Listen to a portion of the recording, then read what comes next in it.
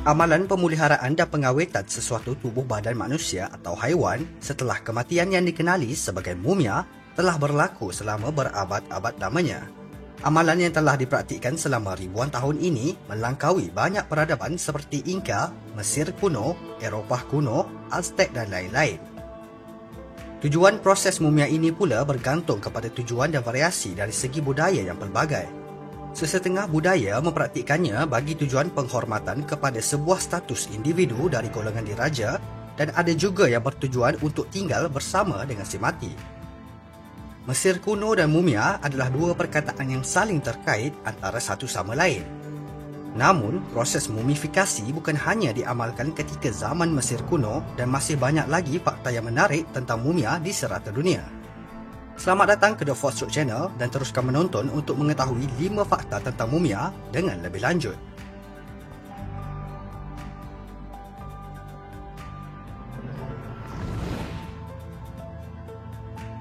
Nombor 1. Mumia pertama berasal dari Amerika Selatan.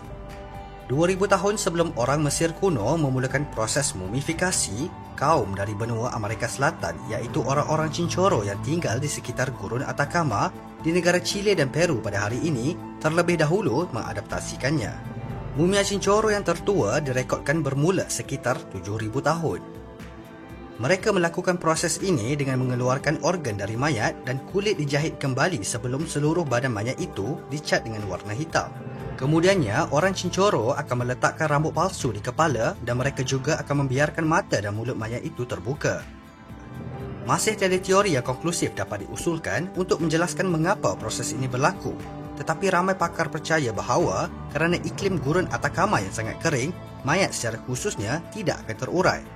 Berinspirasi dari kejadian alam ini, orang Cincoro seterusnya mengadaptasikannya ke dalam kaedah mumifikasi. Nombor 2. Mumia Fir'aun dari Mesir kuno. Para pengkaji berpendapat ketika seorang Fir'aun meninggal, tubuhnya perlu dipelihara agar jiwanya dapat melangkah ke alam berikutnya dan menjadikannya sebagai salah satu dewa yang harus disembah. Mayat Fir'aun akan dimumiakan oleh para biara dan ditempatkan di kubur khas di dalam piramid.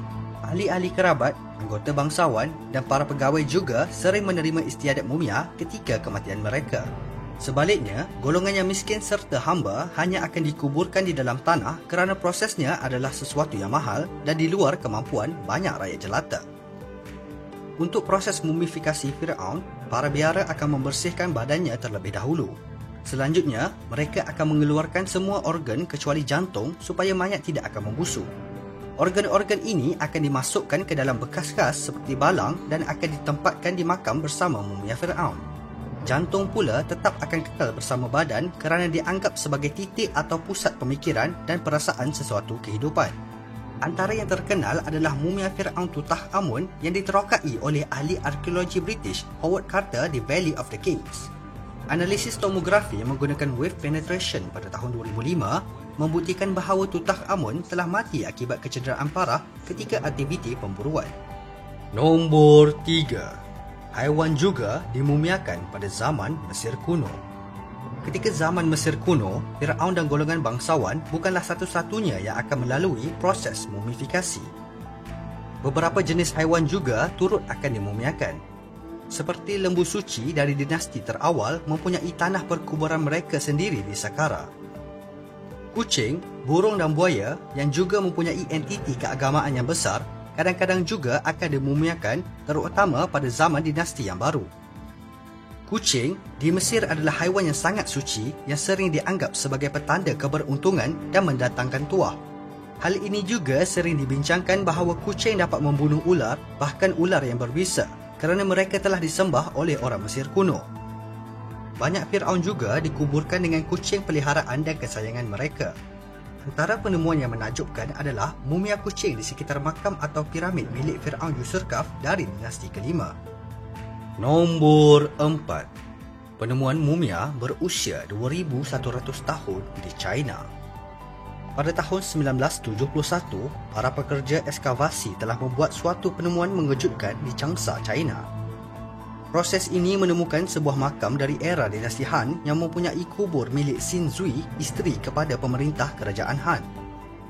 Xin Zhui atau dikenali sebagai Lady of Dai meninggal dunia antara tahun 178 dan 145 sebelum Masihi dan mumianya yang berusia 2100 tahun ditemui ketika ekskavasi itu. Autopsi mendedahkan bahawa dia meninggal dunia akibat serangan jantung pada usia sekitar 50 tahun.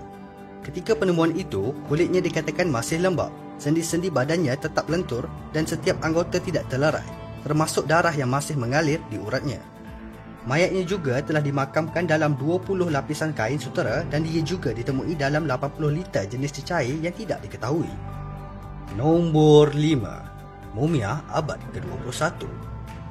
Mumifikasi pernah tersebar luas di Papua Nugini dan Kepulauan Pasifik Selatan yang lain yang paling menonjol pada abad ke-19 dan awal abad ke-20. Ianya bertujuan untuk membolehkan keluarga si mati melihat mereka secara fizikal dan mengelakkan mereka dikebumikan di bawah tanah di mana mereka akan dilupakan dengan mudah. Namun, kedatangan mubalik Kristian dan pegawai pemerintah British dan Australia pada pertengahan abad ke-20 menimbulkan satu stigma terhadap ritual tersebut. Pada hari ini, sebilangan penduduk di Papua Nugini terutamanya dari suku kaum Engga masih memumiakan nenek moyang mereka yang telah meninggal. Suku kaum yang terdiri dari sekitar 45,000 orang ini memiliki proses mumifikasi yang jauh berbeza dengan orang Mesir kuno. Setelah meninggal dunia, mayat akan dikeringkan dengan menggunakan proses pengasapan dan organ dalaman mereka akan dikeluarkan. Kulit mereka kemudiannya akan dilapisi dengan tanah liat merah bertujuan membantu mengekalkan komposisinya dan seterusnya akan ditempatkan di kuil. Ketika musim perayaan, mayat akan dibawa turun dari kuil dan keluarga akan melawat sebagai tanda hormat serta akan berunding dengan nenek moyang mereka. Itu sahaja untuk video kali ini dan terima kasih kerana menonton. Jangan lupa untuk subscribe dan share.